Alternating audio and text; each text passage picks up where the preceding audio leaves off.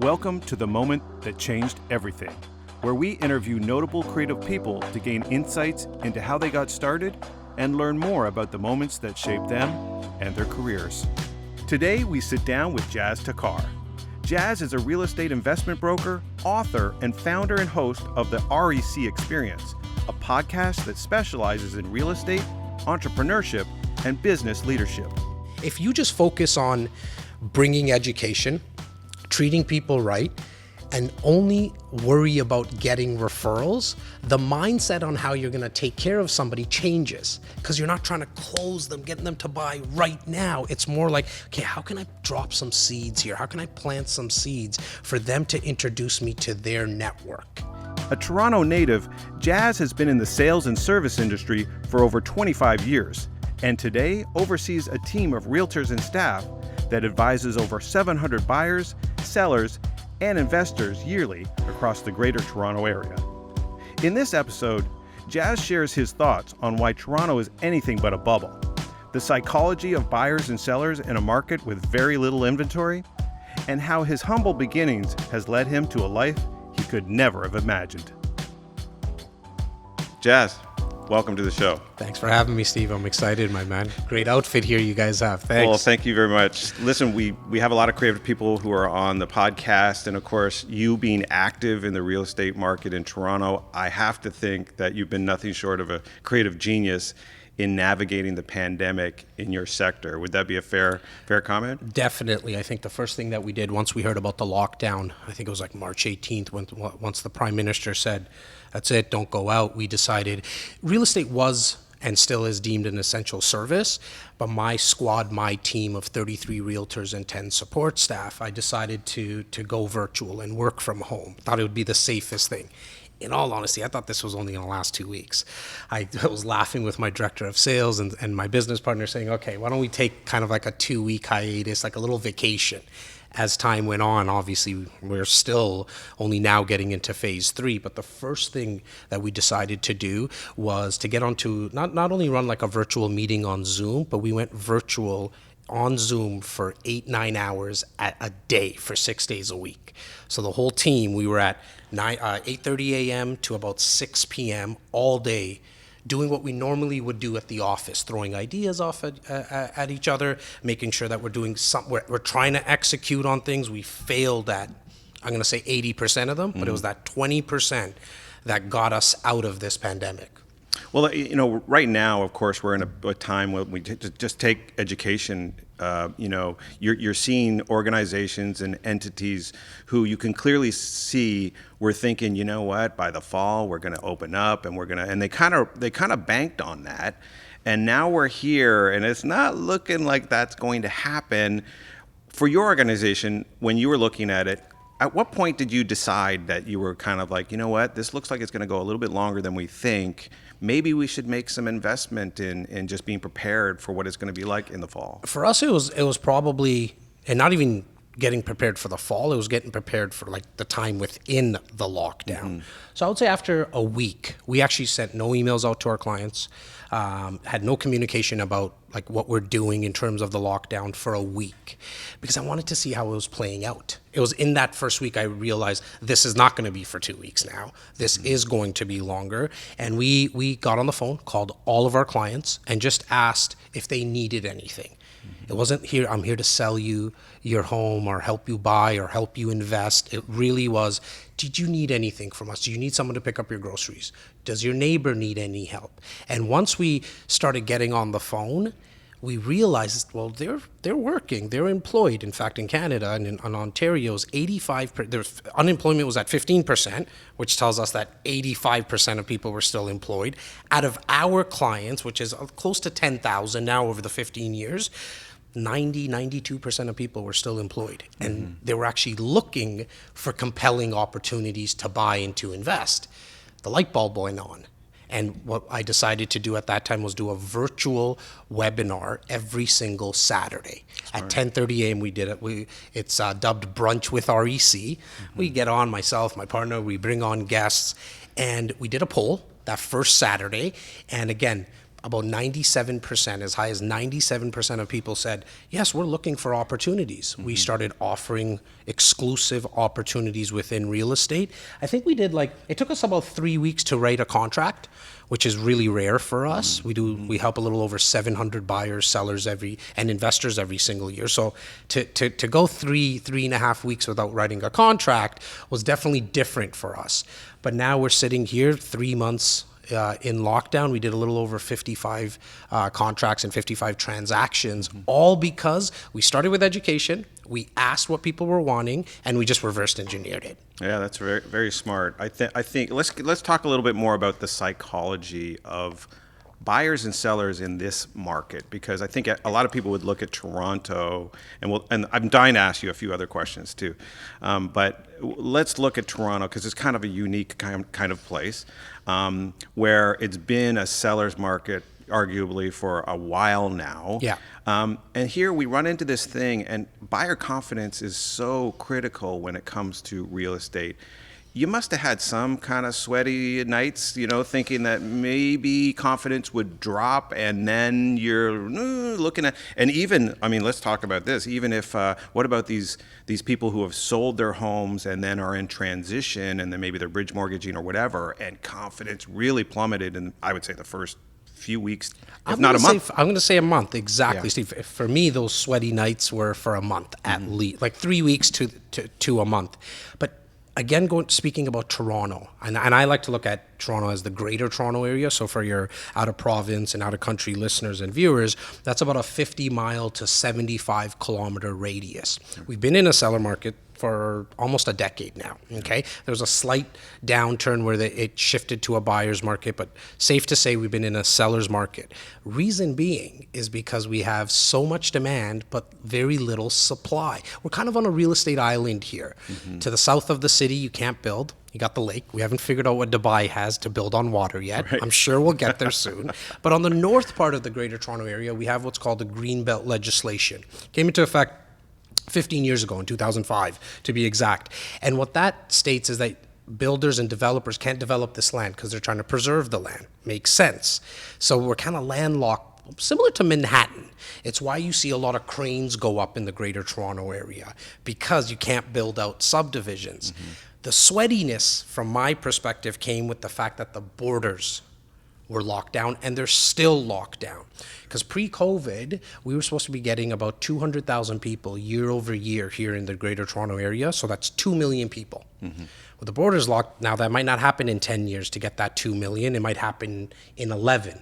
Me personally, and I'm glad this is being recorded, because I personally think it's going to happen in 8 to 9 years. The government will and is in the process of fast-tracking visas for people to come in. Okay, they're already thinking about it. The other thing is look, it's safe to say, I think the world needs more Canada, right? I think the world is looking at us once again and saying, how did you guys protect yourselves? Back in 2010 with the financial meltdown, and even now. Like, I know there's cases and they're going up, but it's not as bad as if you look at other places in the world. And from a financing perspective, interest rates have never been as low as we saw. You can lock in a mortgage right now for 5 years for like 2.1%. Yeah. For 5 years. Back in my first home, Steve, was in 2006. I paid 4.5% on a 5-year mortgage. I thought I robbed the bank. We thought rates were low back then. So when you have all this, for lack of a better word, like the perfect storm, you have so much demand, you don't have a lot of supply. The fundamentals here in Greater Toronto Area are very strong. Tech sector, you guys know, right? Like, it's outpacing Silicon Valley in terms of jobs. We have we don't really manufacture anything here. It's not like Hamilton, it's not like Calgary or Alberta, all great places. But when you look at it, it's very cyclical, those areas. Where Toronto, nice and slow, for the last 40 years, we've seen a 6.9 to 7.1 increase year over year. And what do you think the key things are that give you the confidence that this will continue? Because, I can remember opening, a McLean's article and reading the comment section where a lot of people were saying, it's a bubble, you're going to see it burst. How long could this last? And here we are in the midst of a pandemic, which you would think would have lasting impacts on where we are. I think everybody's thinking that, at the very least, maybe some artificial propping up because of CERB and wage subsidies and stuff like that. So to your point, when we looked at you looked at people who might be interested, or you're looking at your potential customers, it doesn't seem like they're unemployed, they're still making money. But what about this idea that it's being artificially propped up? And then what happens if we see this thing last a lot longer and we do see unemployment come up? Or is this market somehow it's protected. Teflon? In my opinion, and obviously I'm biased, I'm born and raised here, but I've been watching I've been in this business for 15 years. Mm-hmm. The so-called pundits and the experts have been saying it's a bubble since I started, mm-hmm. right? They're waiting. Now, will they be right? Sure. You wait around long enough and you're right. Exactly, right? Yeah. A broken clock is right twice, right? A day. And so could that happen? Sure, it can, but it's the fundamentals. When you look at a real estate market, you want to look at, okay, why are people wanting to live in a specific area? So let's talk about Greater Toronto Area again. It's one of the most multicultural cities in the world, okay? It's very safe. Okay, I know there's some pockets, and if you Google Mother Teresa, you'll hear some negative things about her as well, right? So, there's always some negative that you can find. Right. But in overall, one of the safest places to live, I think it's one of the most beautiful cities. It's so multicultural that the employment rate, because we don't manufacture anything here, is quite low. If you look at it like pre-COVID, if this lasts a little bit longer, I think what's going to happen is you're going to see more renters in the marketplace. So for investors, which we're really heavily weighed in terms of our transactions, out of that 700, mm-hmm. probably about 50% of our transactions are with investors. That's how they win, because you have more renters coming to the marketplace. Now, the government of Canada, the Bank of Canada, has said they're going to keep rates like this for the next couple of years minimum. Mm-hmm. So that just tells me that values will still continue to rise. Well, and so let's talk a little bit about maybe young buyers too, because I think if we use other markets that are astronomical, like a Manhattan or something where, you looked at maybe young people who want families, who want to be in a neighborhood, they're slowly being pushed out because of the cost of things. How much inventory, like one of my questions for you was going to be, if I was a young person looking to buy a house, where in Toronto am I looking, or is that like a unicorn right now? No, not necessarily. You're going to have to drive till you qualify. Okay, and so can you buy can the average buyer, you mentioned Manhattan, purchase a 500 square foot condo in Manhattan? No, because it's close to $2 million. Mm-hmm. So where do they go? They go to the Brooklyns, and even Brooklyn now is increasing because people are driving till they qualify. Here in the Greater Toronto Area, you start to look outside of Toronto proper, where you're going to go into Durham, Mississauga, Brampton, okay, maybe even areas like Newmarket, where you can get an average 1,000 square foot townhome, 800 square foot townhome that most people could afford. Mm-hmm. So what I'm really trying to say is that you gotta bring down your expectations. If you were looking at a 2,500 square foot home, it's not happening in downtown Toronto for the average person. Sure. Luckily for the younger people, there's the bank of mom and dad, which is always helpful. However, you just got to drive till you qualify. It's why you're going to go a little bit into the outskirts, even Kitchener, Waterloo. You're going to be able to get into downtown Toronto in 45 minutes with the new the new transit system. And so we see this right across the world. If you look at world real estate, in the most urban part, like the downtown cores, the average person can't afford it, especially in the major cities, right? Like the Bostons, the LAs, the New Yorks. You cannot, Paris, London. Toronto right now is selling at about $1,200 average price per square foot. Mm-hmm. So you take the purchase price of a brand new condo that's being built, divided by the square footage, you get your price per square foot. It's about $1,200, $1,250. London, Hong Kong, Paris, Manhattan, all north of $3,000. Even Vancouver in our own country is hovering around $1,900 to $2,100. So to answer one of your questions, how long can this last? It's going to continue. It's all because of the fundamentals of supply and demand. It will always come back to that. in any like basic economics, a lot of demand, not enough supply, values will increase. And I guess the easiest, like another way to explain it is if you go into a bakery and there's 52 people waiting in line, but there's only 22 loaves of bread, guess what's going to happen to the price? They're going to, well, the smart business person would increase it slightly. It's the exact same thing that's happening with real estate values. I mean, in terms of the dynamics of what can impact the current situation here, I'll throw one thing out there, which, you know, seems to be making a little bit of news now. Of course, the pandemic has changed the way in which we work. You're seeing a lot of people working remotely. So much of, you know, maybe the price of real estate has to do with being in proximity of your work and wanting a certain lifestyle within that. So let's play this out a little bit. What if you do see this new normal where people have the ability to maintain their work relationships within the city, but can be out of the city most of the time, and they're looking at it going, well, if I can get a lifestyle that I want in Caledon and I don't have to do the commute into the city, which is a big deterrent, could that be a long-lasting thing that shifts the paradigm here? Look, could it? Yes, for sure. And I left my crystal ball at home today, so I can't tell you 100% one way or the other. My personal thoughts on it, because we've seen a rush of people in the past, about a decade ago, leaving the city and wanting the white picket fence with the lawn and all that. However, the transition came back to lifestyle. So the one thing that Toronto really offers in downtown Toronto is that lifestyle. There's that age group of 25 to say 35. Forget if they have a car or not. They don't even have a driver's license. Like I think all of us probably lined up at the DMV the night before we turned 16 together. They don't care about a car. Why? Because they're like, I'm either going to take the transit, I'm going to bike, or I'm going to walk to not only work, but where I want to hang out. And so instead of, you know, I myself, I'm in the suburbs now, and we do grocery shopping for probably about 6 days of for the week. If you live downtown, you're grocery shopping for the day. Maybe for 2 days. Why? Because you're walking to the local bakery. You're walking to do your dry cleaning. The amount of tenants that I speak with and say, look, if my walk is less than 30 minutes, I don't want it. So it needs to be more north of 30 minutes because that's how I'm going to get my exercise. That's how I'm going to run my errands.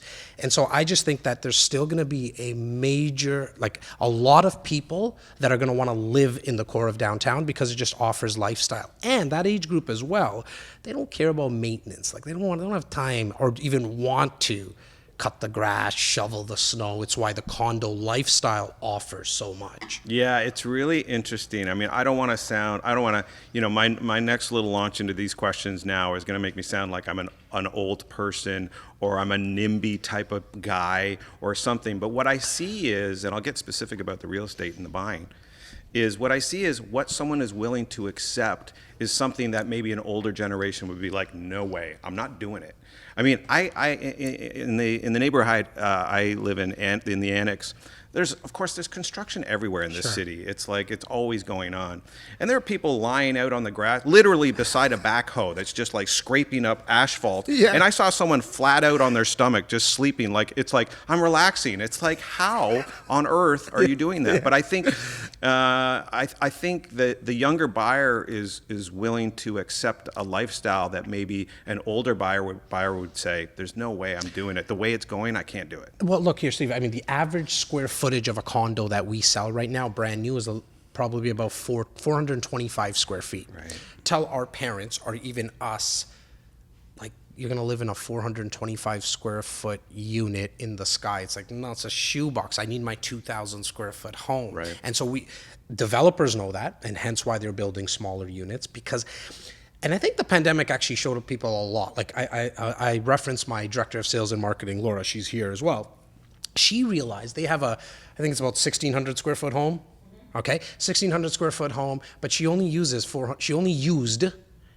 and uses about 500 to 600 square feet of it. The others it's either useless square footage from the perspective of hallways or whatever it is, or you just don't even need that extra room. You think you want it, but you know, one of her rooms she turned into a closet, right? And so I think you're right when you say the older generation has a tough time with it. But the younger generation just doesn't care. They don't need the extra space, and so they don't want to pay for it. Yeah. They care more about lifestyle. And so as investors, if you know that, reverse engineer what you're gonna like where you're gonna get the highest return. It's going to be as close as you possibly can get to a downtown core, and this is for anyone around the world.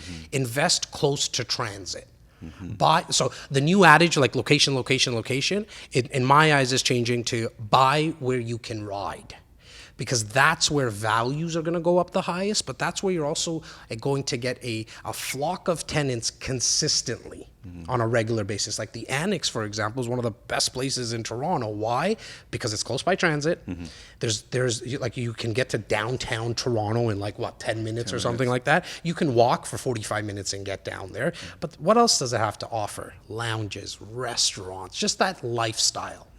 Yeah, and in terms of the younger buyer as it relates to how they buy now, I think maybe you can comment on this staging of places. Now it seems as though that staging has become like no one doesn't do it now. Bare minimum.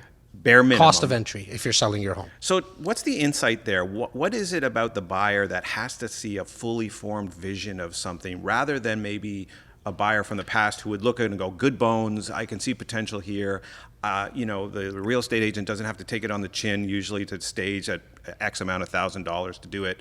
And what is it about the buyer that wants to see this turnkey vision as soon as they walk through the door? I think that was the situation always. And it's still, like you still hear it to this day where buyers walk in and be like, okay, the bones are great. But as a seller, to get the highest value and to sell it as quickly as you possibly can, you're better to get rid of all the personal pictures and all that, all the stuff on the counters, and staging it, because most people can't walk into a condo, walk into a home and visualize. We have problems, we have a tough time visualizing in general. I walked into your guys' space here. If it was bare bones or if it was staged differently, I probably you wouldn't have got the wows that you did from myself and my team. That's what happens when buyers walk in. You want to make it very easy for them to visualize their own stuff in the condo. And that's why now it's a bare minimum. What we do is we work with stagers where they have the ability to rent out furniture. Like it could be something that's like just chairs, dining room tables, certain pictures that we'll put up of families, like, those stock stuff like stock pictures you get like in the frame. We'll throw those up because people can start visualizing even maybe growing their family in a place. And so staging really helps the seller to get top value. Not only do we do it when we're selling, even as a landlord when we're renting out a place, because we want to get a certain class of tenant, right? And a certain class of tenant is just going to pay longer, and you know that they're you're hoping that they stay longer as well. Let's talk about your business in general, because I think your approach is, I would call your approach to be creative and innovative. I think so, yeah. I appreciate that. And because I think everybody has this idea of what a real estate agent is right now. I probably know the answer to this already, but it's like, why are real estate agents, why is their face on everything? Why is there a guy's face on a park bench and, in this, crappy We haven't hit the urinals yet. I think that's what's coming up next, but it kind of reminds me, I spent a bit of time working on with car dealers, and, with car dealers, it was always like, you got to be in the newspaper, big car, big price. This is what works. Creative people look at that and they kind of go, oh, geez, that's not too creative. And the dealer looks at you and goes, yeah, but it works. Yeah. So what is it about the face of real estate? Started in the early 70s, and no one's changed it. Yeah, that's it. yeah. It just I think the first realtor put his or her face on a park bench or like on on a bus or whatever. Sure. It also, it started back at that time, cold calling and door knocking, and people still do it. And so, not to knock anyone's business model, for me, I never did. In fact, even if I put up a house in the newspaper, I always made the picture of the home the biggest and not my picture, where it's like agents want it's self-promotion. And I get it. It's short-term sales metrics that they're looking for. They're looking at how can I sell something right now? What we decided to do differently is we're going to think about this long-term. We're going to think more marketing and branding than sales. And so that's how kind of us producing approximately 20 pieces of content a day, that's where that started from. It originally started from a podcast and just educating, leading with education. once somebody gets a flare of me, they can see me, they can listen to me. Now they can make a decision if they want to actually meet with me. And I think that's been the biggest game changer for us, is that people that walk into our door now, they already got a little taste of me. And so they either made a decision, do they like the color of my skin? Do they like the way that I speak? Do they like the fact that I wear a t-shirt or not? Like, I'm not against people wearing suits. I'm just not comfortable in that setting. I'm very comfortable in my own skin now.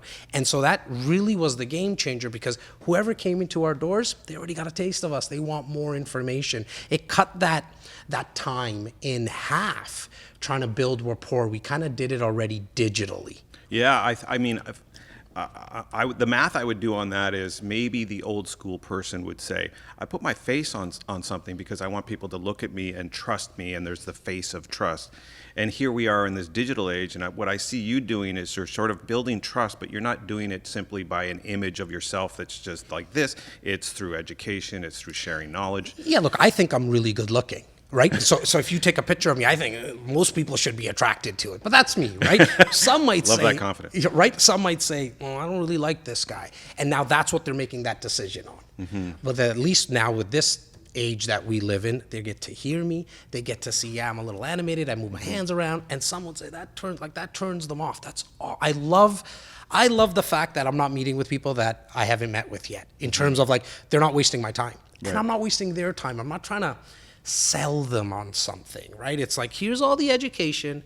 You make the decision if you like how you like what you hear, and I'm going to give it to you in a lot of different ways. Though I'm going to give it to you through video, through audio, and through the written word. And then I'm going to mix in some, like the next big thing that I'm doing, which I think it gets released this week, is cartoons. So I have 2 cartoonists on staff now. Just have some nostalgia, like I'm very nostalgic around cartoons. And so now you're going to see little Jas animated and producing content for real estate, but also just business in general, and for the kids. Like, if I can start inspiring kids at 12, 13 years old, why not? I have that long-term mindset. 12, 13 years plus 20, right? They're going to be 32, 33. They're going to be thinking about buying and renting. If I was the guy that was in front of their face for 20 years, I might have a better shot at it. Right. And was the idea always to be this? Like, my question for you would be, was the idea, are you more of an entrepreneur than you are like a real estate guy? Or was the vision always to kind of, get some expertise here and then really kind of blow it out? Yeah, look, I think I've always been a sales guy, first and foremost. At 12, that was my first paper route. And then I kind of realized if I broker out more routes, that my friends were just scared. They were fearful to even call the manager to get a route. I got the routes, kind of started to distribute it to them, took a little cut, then went into shoe sales. Then I went into the banking industry in a sales position, car sales and then real estate. And so, in all honesty, I care nothing about the bones of a home or a condo. And my clients know that. Like, I don't look at the art. Like, that's not who I am. I'm not passionate about that. I'm passionate about helping people build out investment portfolios. And to answer your question fully, Steve, it really is from an entrepreneurial perspective. I like having a lot of things on the go and being okay with failing, because I know I'm going to fail at them. Yeah.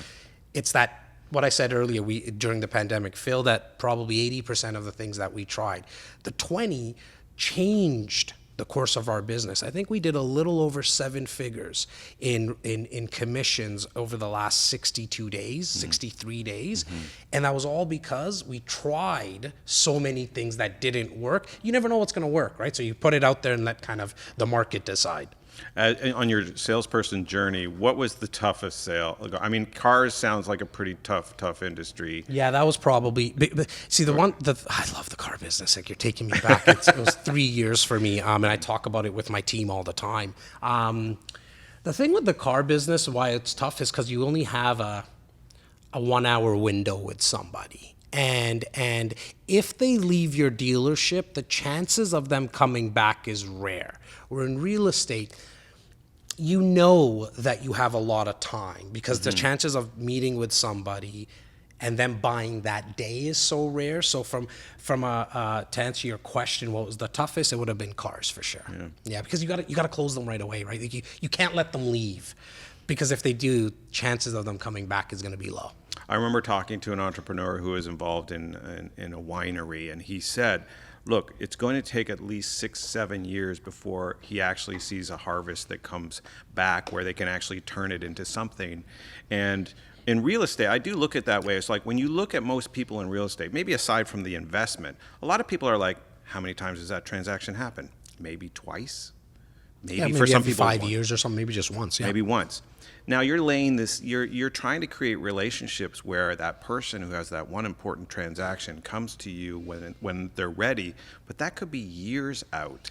What of this thing of really trying to maintain relationships just in case someone comes to you with their major transaction that might be 5, 6, 7 years down the road? Yeah, look, I mean, you got to be more of a farmer than you are a hunter for sure in real estate. But I never look at the one person. In fact, if you were thinking about buying a home, it doesn't even matter to me if you do or if you don't. It's the 200 people that I know that you know on average. Okay. So if I treat you well in answering your questions, if you buy, awesome, I have more chances to wow you. But if you don't, I'm all in on hoping that you tell Josh and you tell Sam and you tell Keegan and you tell Laura, because I know that the average person knows 200 people. So my network, and for anybody who's listening right now, your network is 40,000 people, 200 that know 200 and so on and so forth. If you just focus on bringing education, treating people right, and only worry about getting referrals, the mindset on how you're gonna take care of somebody changes, because you're not trying to close them, getting them to buy right now. It's more like, okay, how can I drop some seeds here? How can I plant some seeds for them to introduce me to their network? Because that's how you can essentially, I use the word taproot. You taproot through Steve to meet all his people. Right. And that's what's really been what's differentiated us in the marketplace, aside from the content. In fact, funny things happen with the content. Maybe when I started 15 years ago, I was like, Steve, if you know somebody that wants real estate advice, please let them know about me. For the last 2.5 years that I've been doing this content model for a very like heavily, it's don't even tell them about me. Just tell them about the podcast. Tell them about my Instagram, tell them whatever it is, let them make the decision. So for you now, Steve, it's an easier sale for you to tell your friend about a podcast than it is saying, you got to work with my guy, Jas. It's a little tougher. You're putting your name on the line a little bit more, because if I screw up, that's not going to go over well with you. If you tell somebody, yeah, man, go check out this guy's podcast, go check out his content, it's not that big of a deal, right? Like you trying to really introduce them to me to buy and sell a home, you're just putting your name on the line a little bit more. And what of the metrics of investment when it comes to communicating? I think there's a lot of people out there who'd be impatient, so they might look at it and go, well, I'm going to start a podcast, I'm going to start doing it, but if I don't see results in the first six or 8 months, I'm really going to start to wonder about it. Here you are, you're years deep into your podcast. In terms of value, what are the metrics that you use to sort of say, hey, this is doing what I need it to do? Engagement with so when we started this podcast, it was, can I give tools to my clients already? So I started with, at that time, I think we were probably about 4,000, 5,000. It was in our community, and we're close to 10,000 now. So it's doubled. But it was, can I give them something? Can I just get in front of their face with something different? And as time went on, it probably took, I'm going to say about 8 months or so, where I started to feel, this is going somewhere. Why? Because I would just meet with people and they'd be like, oh yeah, your podcast, I heard about that. Thanks for having XYZ, like that speaker on, or that guest on, or you spoke about that topic. It was the main metric to me is what my clients are saying about it. What's happened now is the clients are telling other people. I'm here with you right now because of the podcast. You never would have came into my world probably, or vice versa. I did a podcast with somebody in Nigeria not too long ago. So a girl in Saudi Arabia. Like my world, it's taking me all over the place. But the main metric was, what are my clients saying? And am I removing the friction for the sale later on because I'm educating them up front? I had one of my admin not too long ago go into my Instagram, like the DMs, and just pull out the last, I think he went back last 90 days to see how many DMs I got, like thanks for that podcast, Jas, you're inspiring, whatever it was, all the nice fluffy stuff and all the negative stuff. I think he found over 250. And that was the metric for me. It's not how many listeners they are, how many viewers, or how many people I have subscribed on YouTube, all very healthy and good numbers, but I didn't even know those things exist. See, I went in with this with the only hope that my clients have, we're going to become the trusted authority with them. But that takes time. You got to have patience for that, because you're not going to put up a video. I think what people think is I'm going to put up a video and someone's going to call me to list a home or whatever service they're in. You need to consistently put in the work over time. And I think you need to do what you're naturally good at. I didn't like the cameras. One of the main reasons I wanted to come here, I even asked Keegan downstairs as my part-time videographer, I was like, how many cameras do they have up there? Because I missed all this action, the lights and everything. But when I started, I wasn't comfortable with any of it. It's why I started the podcast, because I know you can just hear my voice, which I have a lot of background in telephone sales. And I was like, nobody's ever told me they never liked my voice. I cannot write a sentence. I'm in a process. I'm 6 months deep into writing a book. I think I got another 6-7 months left. I had to get a ghostwriter because that's her expertise. Me, I write everything in a subject line. It's always like, hey, Steve, when do you want to get on a call? So I think anybody who's watching or listening now, you're like, this guy does 20 pieces of content a day. First of all, start with one.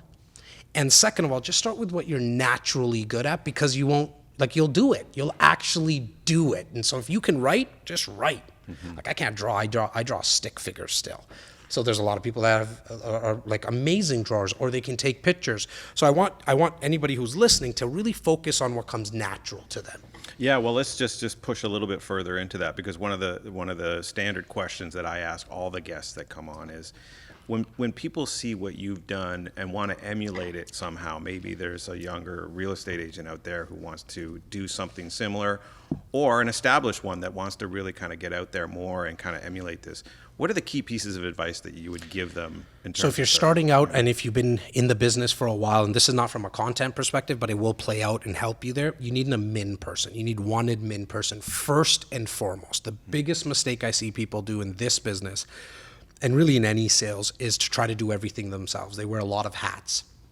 You need an admin person that can take off 70% of the workload.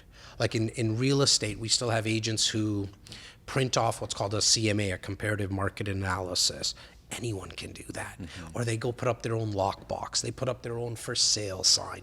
They are trying to do everything because it's like, I can't afford an assistant. You can afford not to have one. Like, you have to get an assistant. It's $15, $16 an hour.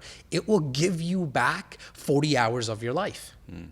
That's when now you have a little bit more bandwidth to think about, okay, how am I going to build out some content? How am I going to, now you can start to think of more marketing and branding than you can do sales, okay? And then when it comes to content, it really just starts with, what are you naturally gifted at? Video, audio, written word, pictures, and then just get started. We have a huge sign in our podcast studio that says, ready, fire, aim.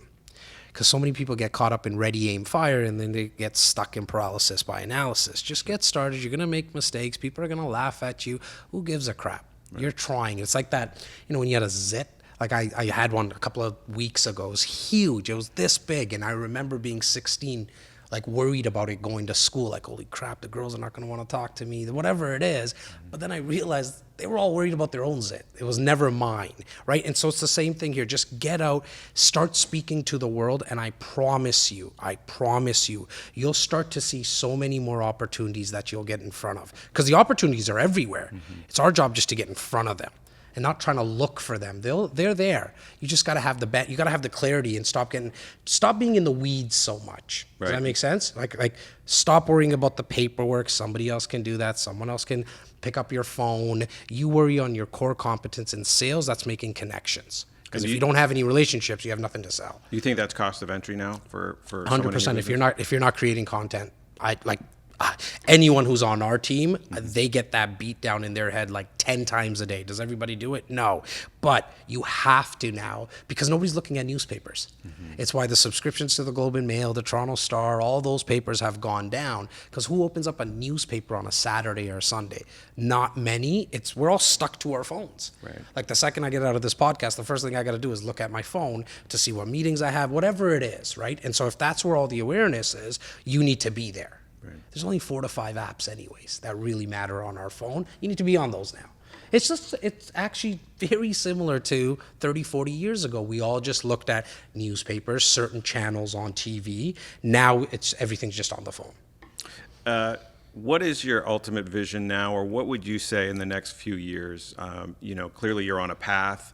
What is one of the questions I was going to ask you was, sometimes you have a discipline, you're in the trenches, you have to be because you have to know your business, and then you slowly start to back away and let others do that and manage. But some of us look back at that and kind of go, I kind of miss being in the trenches a little bit. But you clearly have a vision for the future. So where is this all headed? Look, to be honest with you, Steve, I have no clue, man. I really don't. I think that's comforting for a lot of people. Yeah, for me it is. I'm really just enjoying what's happening. Like, I love that I'm sitting here with you right now. And this was not in my cards a month. It wasn't in my calendar 2 months ago. It definitely wasn't in my head 2-3 years ago to be on people's podcast and doing this. And so I'm enjoying this journey, man. Like I really don't have an end game. I'm very excited about my book. That's something that the first book I probably picked up on, like other than a textbook, was like Anthony Robbins or a Jack Canfield. I can't remember exactly which one. I heard a CD. Like now I listen to everything, kind of podcasts and audio CDs. But it inspired me, and reading it, I was like, man, I hope one day I can write a book. And now I'm in that process, and that's what I'm really excited about. I'm excited about watching some of my team members grow. Like they started with not knowing how to put a deal together, nothing panned out for 6 months, and now they're doing 6 deals a month. Right. So watching that is what I'm really curious about.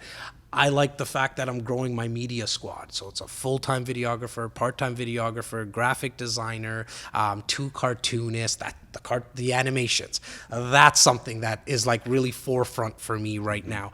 Growing the team is really what kind of excites me. I just like to have a lot of people around me. As I went to your bathroom and I walked past the trailer there, the first thought I had, I was like, damn, I need an office like this. Like, what are we doing here? Like, I want to have, like, I picture, like a barista in the mornings and the afternoons, and then at night it turns into a bar, and my clients come, and I want to have a little area, maybe where comics can come and do a little stand up on a Wednesday night. Have somebody come on Thursday nights and write poetry. Like, that's what I'm thinking about. Is really growing out the relationships and being connected with more people. That's what keeps me up every single night. It's what gets me up in the morning. There's really no destination. There's not a dollar figure I have in my mind. My mom was a factory worker. My father was a taxi driver when they came here in 1974. I got way more than I ever signed up for. Like, I have enough in terms of money. I have enough in terms of love and happiness. Now it's my turn to give it back. And it's just, I'm doing it in different ways. It's either growing the team or with content, inspiring someone. That's what I really want to 10x, 20x. That's great. That's great. Listen, I want to wrap up here by saying, if someone wants to learn more about you and what you guys are doing, where do they go? Well, first and foremost, you tell me as well what I can do for you. Because like I just mentioned, I have everything I could ever want. I'm very easy to find online, so make sure you let me know what I can do to help you guys. And so thanks for having me. But really the easiest one-stop shop to kind of find me is jastakhar.ca, JASTAKHAR.ca. It really is the place you can get all the podcast episodes, all the animations, all the blogs, a really cool newsletter I just came out with, and I'm about to launch my first search engine where you literally can search downtown Toronto condos, and the 57 times I said downtown Toronto condos will come up in a video, or when I wrote it in a blog, and you'll find that on that same site. That's great. That's great. Jas, thanks so much for being on. Tons of insight, and I'm so glad to talk to you today about really a pretty exciting place, Toronto real estate. So So great. Thank you. I appreciate you. I appreciate your team, man. Thank you for having me. This episode has been brought to you by the National Advertising Challenge, North America's only brief-based challenge that sends winners to Cannes, France.